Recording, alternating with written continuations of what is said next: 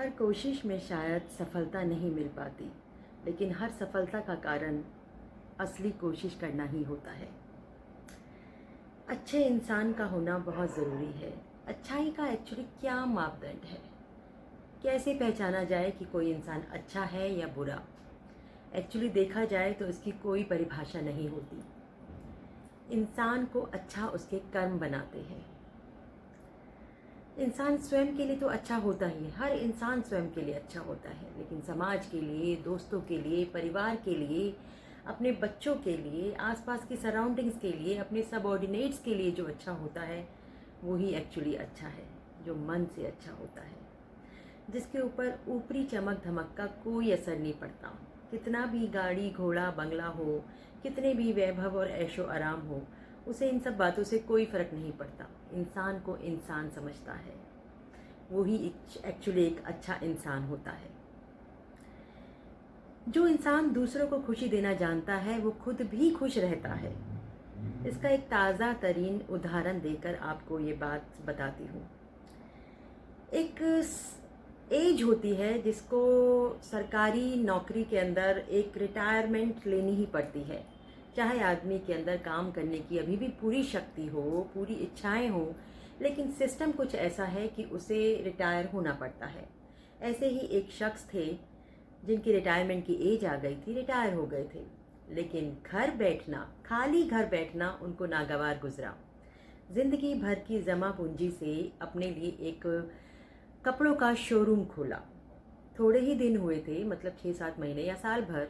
उसके फ़ौरन बाद ये कोरोना का टाइम आ गया, बंद हो गया सब कुछ। जमा पूंजी पूरी उसमें लगा दी थी, लेकिन कमाई सब कुछ भी नहीं, सब बंद। कैसे गुजारा करें?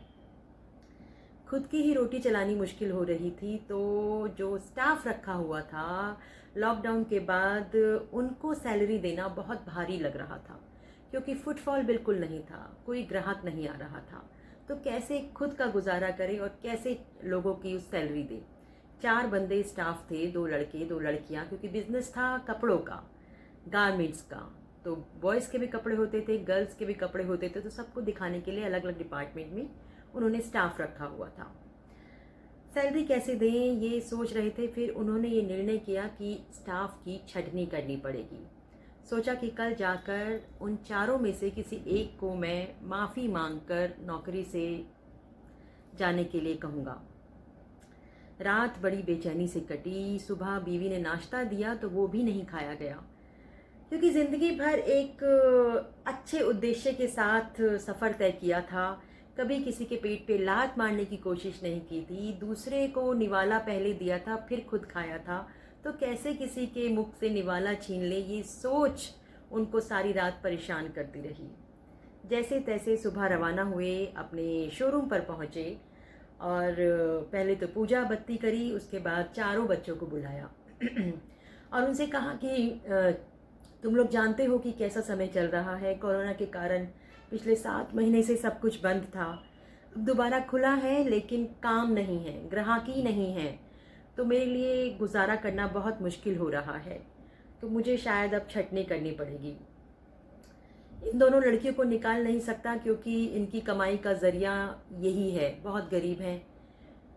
एक लड़का बहुत पुराना है और उसके घर भी कमाई और कोई नहीं करता, वो अकेला कमाने वाला बंदा है। तो दीपक, तुम्हें बेटा जाना होगा, तुम्हें अपने लिए कहीं और नौकरी ढूंढनी पड़ेगी, कहीं और इंतज़ाम करना होगा। उस बच्चे ने हंसते हुए, मुस्कुराते हुए, लेकिन बुझे हुए मन से कहा, जी अंकल जी। एक बार भी उस बच्चे ने इनकार नहीं किया, लेकिन बाकी तीनों के चेहरों पर उदासी छा गई। एक लड़की कुछ बोलने को हुई, लेकिन फिर चुप हो गई। लेकिन दूसरे ने कहा, सर इसकी मम्मी बीमार रहती है, एक बड़ा भाई है, उसकी भी नौकरी कुछ दिन पहले छूट गई है, तो इसका गुजारा कैसे होगा? फिर जो तीसरा बंदा था, मेल, उसने कहा, सर ऐसा कीजिए, इसको नौकरी से मत निकालिए, हम सबकी सैलरी कम कर दीजिए। आप हमें 12,000 देते हैं तो हम सबको 9-9 हज़ार दे दीजिए, इसका भी घर चलता रहेगा, इसकी भी रोटी चलती रहेगी और हम लोग भी अपना गुजारा कर लेंगे। तो उसने कहा, देखो मुझे कोई परेशानी नहीं है, मैं उतना ही बजट में काम करना चाहता हूँ, लेकिन क्या तुम लोगों को परेशानी नहीं होगी? तो उन तीनों ने कहा, नहीं सर हम गुजारा कर लेंगे, हम खाएं और हमारा एक साथी भूखा रहे, ये हमारे को कचोटता रहेगा, इसलिए आप इस तरह कर लीजिए। तो उन बच्चों की समझदारी से उन सेठ की इज्जत भी बच गई, उस बच्चे की नौकरी भी बच गई और सब कुछ अच्छा हो गया। तो खुशी दूसरों को बांटने से खुद की खुशी कैसे निकल कर आती है, ये देखा और सुना और जाना आपने।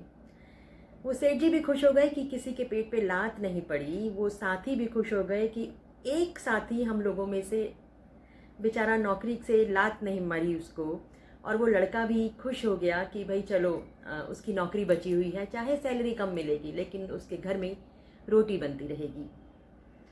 दूसरों को खुशी देने से ही इंसान खुद भी खुश रहता है, मैंने पहले भी कहा, और किसी को बांटने से कभी कम नहीं होता। समय धीरे धीरे करवट ले रहा है, कोरोना के काल से हम निकल रहे हैं, ग्राहकी भी बढ़ रही है और धीरे धीरे काम दोबारा अपनी रफ्तार पकड़ेगा। धैर्य और संयम की ज़रूरत है इस समय, और जो इस परिस्थिति से निकल गया वो पार लग गया। अगर आपको मेरी बातें अच्छी लगें तो मेरे चैनल डार्क टू लाइट को लाइक कीजिए, सब्सक्राइब कीजिए और कमेंट बॉक्स में अपनी भी कुछ बातें मेरे साथ शेयर कीजिए ताकि हम उसको दुनिया के साथ बांट सकें। यही है डार्क टू लाइट का मेन मकसद भी।